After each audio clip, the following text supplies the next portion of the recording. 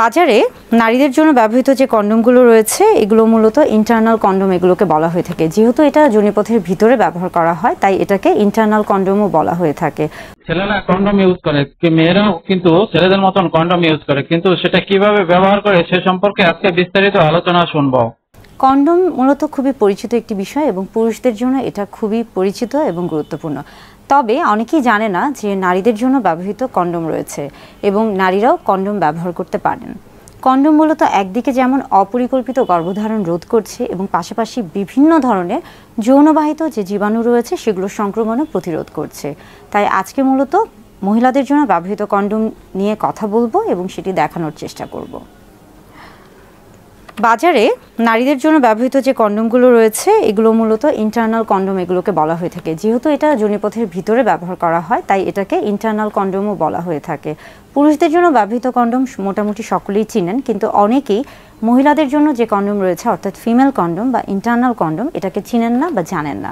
তাই আজকে female condom নিয়ে কথা বলার চেষ্টা করব।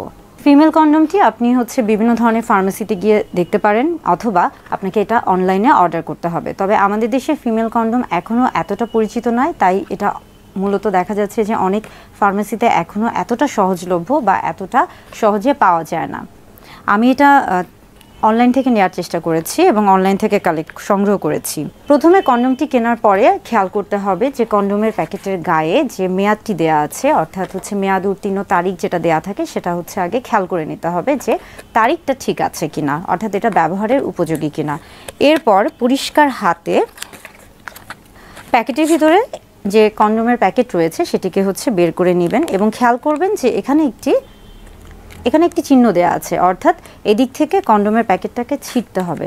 তবে মনে রাখবেন যে কন্ডমটি ব্যবহারের আগে অবশ্যই আপনার হাত পরিষ্কার করে ফেলবেন এবং এটাকে কখনোই ধারালো কোনো কিছু দিয়ে খোলার চেষ্টা করবেন না, সেক্ষেত্রে কিন্তু কন্ডমটি ছিঁড়ে যেতে পারে। এখানে যে চিহ্নটি রয়েছে সেটা দিয়ে প্যাকেটটি খোলার চেষ্টা করবেন এবং আস্তে করে সাবধানে খোলার চেষ্টা করবেন যেন কন্ডমটি ছিঁড়ে না যায়। মহিলাদের জন্য ব্যবহৃত যে কন্ডমটি রয়েছে এটা মহিলাদের জন্য ব্যবহৃত কন্ডম বা ইন্টারনাল কন্ডম এটাকে বলা হয়ে থাকে। এটার মূলত দুটো প্রান্ত থাকে, একটি ভিতরের এবং এই অংশটি যেটা খোলা অংশ এটি মূলত বাহিরে থাকে। যে অংশটি ভিতরে যোনিপথের ভিতরে প্রবেশ করাতে হবে এখানে একটি রিংয়ের মতো একটা গোল একটা রিং দেখা যাচ্ছে। এটাকে আস্তে করে কিছুটা ভাঁজ করে নিতে হবে। আস্তে করে ভাঁজ করে নিয়ে যোনিপথে আস্তে করে প্রবেশ করাতে হবে এবং যখন প্রবেশ করাবেন তখন খেয়াল করতে হবে যে এটা যেন কোনোভাবেই পেঁচিয়ে না যায় কিংবা স্থানচ্যুত হয়ে না যায় কিংবা অনেক বেশি ভিতরে প্রবেশ না হয়ে যায়, অর্থাৎ এটাকে আস্তে আস্তে প্রবেশ করাতে হবে। এবং যখন এটা প্রবেশ করানো হয়ে যাবে এই যে রিংটা রয়েছে এই অংশটাকে কিন্তু বাহিরে থাকবে, অর্থাৎ এটাকে বাহিরে রাখতে হবে। যখন সহবাস করবেন বা সহবাসের পরে বা সহবাসের সময় খেয়াল করতে হবে যে এটা যেন স্থানচ্যুত হয়ে না যায়, এটা যেন পেঁচিয়ে না যায় কিংবা এটা যেন ভিতরে চলে না যায় বা এটা যেন বাইরে বের হয়ে না আসে। আর এই কন্ডমটিতে মূলত এক ধরনের লুব্রিক্যান্ট আমরা বলে থাকি যে পিচ্ছিলকারক পদার্থ দেয়া থাকে, তাই এই কন্ডম ব্যবহারের সময় আলাদা করে আপনাকে কোনো পিচ্ছিলকারক পদার্থ ব্যবহার করার প্রয়োজন হবে না।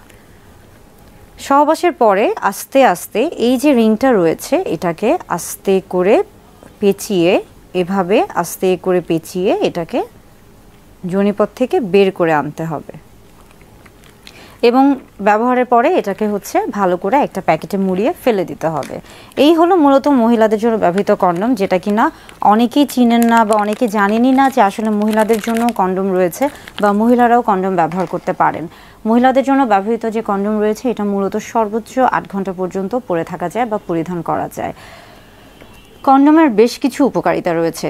কন্ডম যেমন জন্ম নিয়ন্ত্রক পদ্ধতি হিসেবে কাজ করে থাকে, একমাত্র কন্ডমই কিন্তু একই সাথে যেমন জন্ম নিয়ন্ত্রক পদ্ধতি হিসেবে কাজ করে থাকে তেমনি পাশাপাশি এটা কিন্তু বিভিন্ন ধরনের যৌনবাহিত যে জীবাণুগুলো রয়েছে সেগুলো থেকে কিন্তু আপনাকে প্রতিরোধ ক্ষমতা দিচ্ছে, অর্থাৎ সেগুলো থেকে আপনার শরীরকে রক্ষা করছে বা সুরক্ষিত রাখছে। তাই কন্ডম নারী পুরুষ উভয়ে ব্যবহার করতে পারবেন এবং সবসময় খেয়াল রাখতে হবে যে একটা সুস্থ সুন্দর একটা স্বাভাবিক যৌন জীবনের জন্য অর্থাৎ নিরাপদ সহবাসের জন্য কন্ডোমের ব্যবহার করা গুরুত্বপূর্ণ বা একটি নিরাপদ সহবাসের জন্য কন্ডোম ব্যবহার অত্যন্ত গুরুত্বপূর্ণ।